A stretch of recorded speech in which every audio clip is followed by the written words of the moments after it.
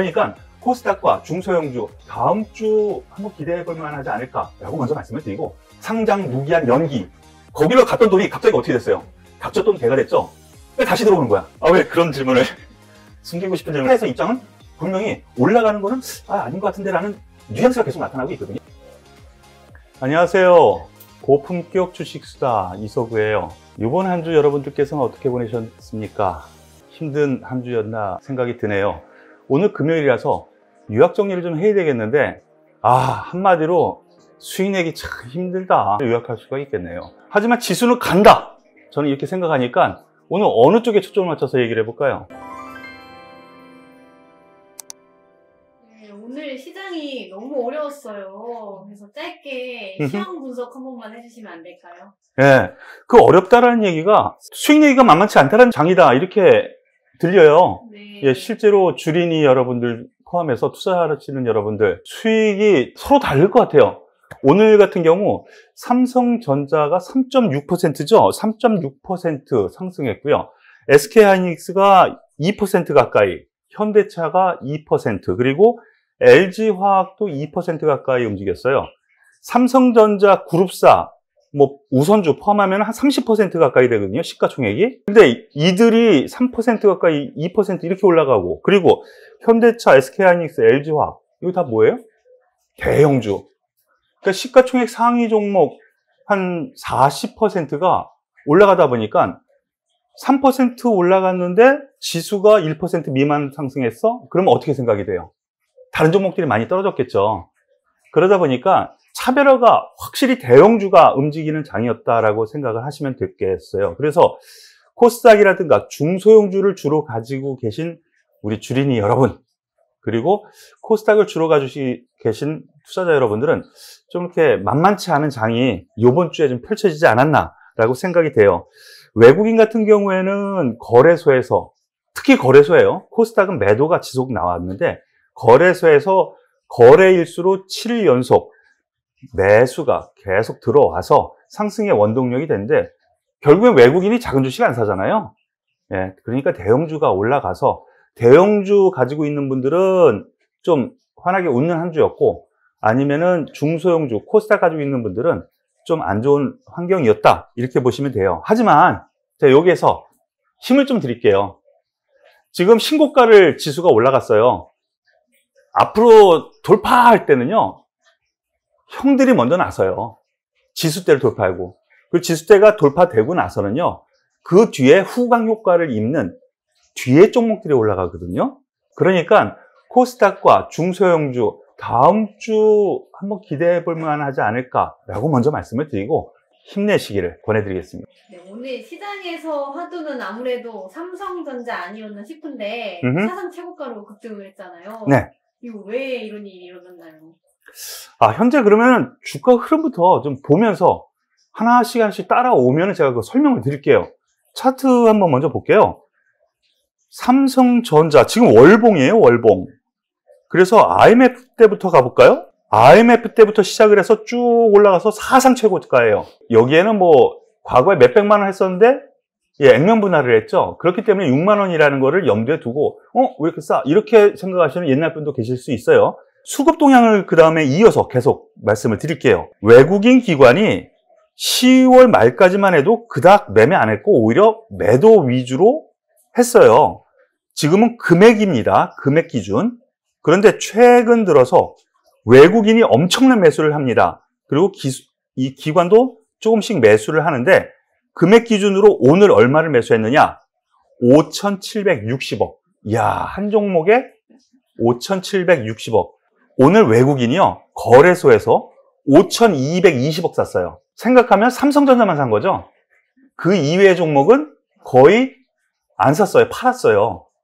기관도 역시 마찬가지 개념으로 생각을 한다면은 원동력은 외국인의 대량 매수, 그리고 그게 소위 곁다리로 기관도 같이 매수를 해줘 보니까 이렇게 급등했다라고 생각이 되네요. 그러면 여기에서 원동력은 얘인데 그럼 외국인이 왜 매수를 했을까를 생각하는 것이 타당하겠죠.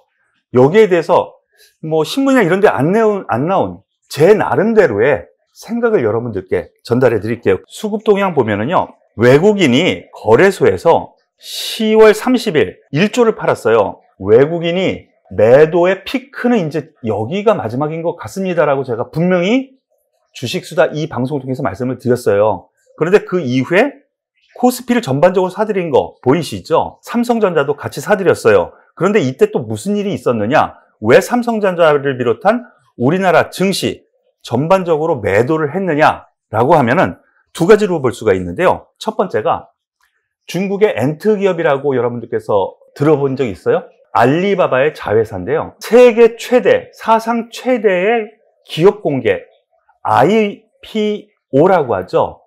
상장을 위해서 준비하는 거. 거기에 돈을 집어넣으려고 하니까 주변 국가에서 주식을 팔아서 자금을 글로 옮겨야 되겠죠. 그래서 홍콩 쪽으로 돈이 많이 들어갔어요.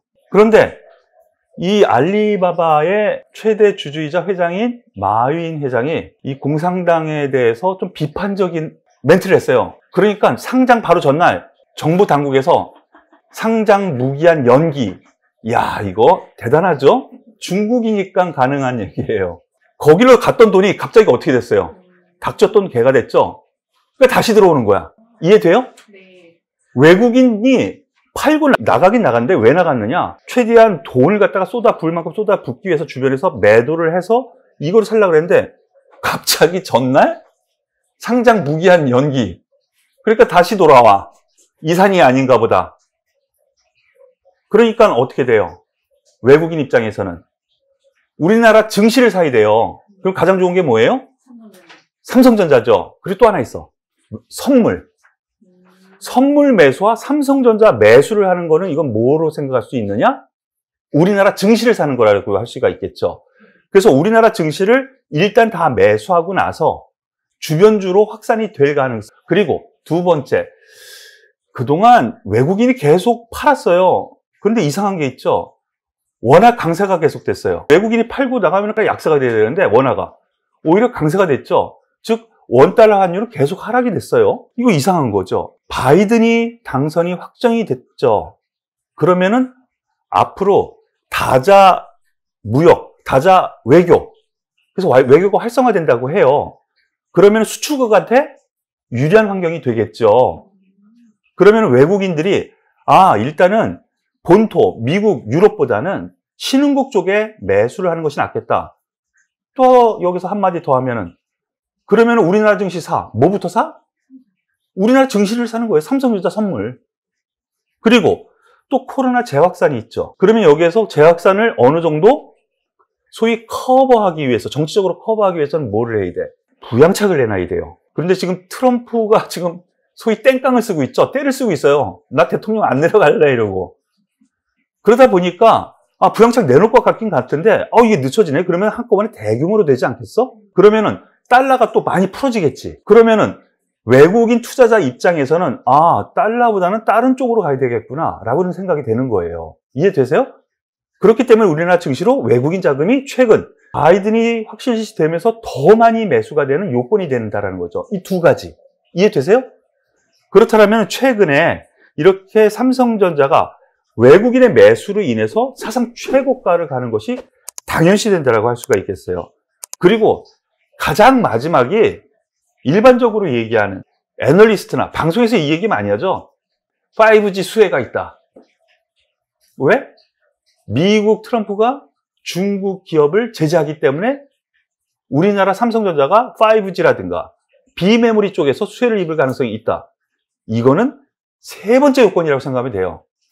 네, 이전에 삼성전자가 이건희 전 회장님 사망하시고 유산 상속세 문제 때문에 삼성전자 오르기 힘들다라고 얘기를 하셨는데 근데 지금 또 상승이 나와서 추후 어떻게 될 것 같으신가요?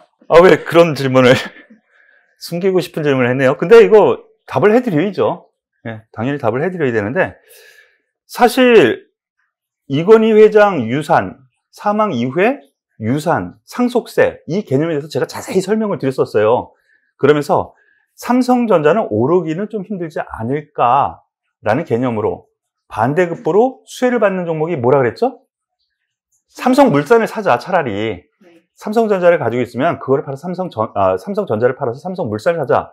이 개념으로 말씀을 드렸는데 그거 제가 잠깐 변명을 할게요. 차트 잠깐만 볼게요. 보면은요, 삼성전자, 흐름 너무 좋습니다. 사상 최고치, 돌파하는 흐름이 바로 오늘 나왔는데, 저가에서 생각을 하면 오늘까지 약 10% 조금 넘게 올라왔어요. 이 대형주가. 그런데 삼성물산 잠깐만 보죠. 예, 삼성물산 같은 경우에도 저점 대비해서는 고가까지 해서 보면은 약 12% 올라왔어요. 거의 비슷해요. 왜 그런 현상이 나타나느냐? 삼성물산이 최대 주주죠. 그러니까 삼성전자가 가면 같이 간다는 개념도 일부 있고요. 수익률은 비슷합니다. 저는 아직까지도 삼성물산이 좀 더 갈 여력은 있는데,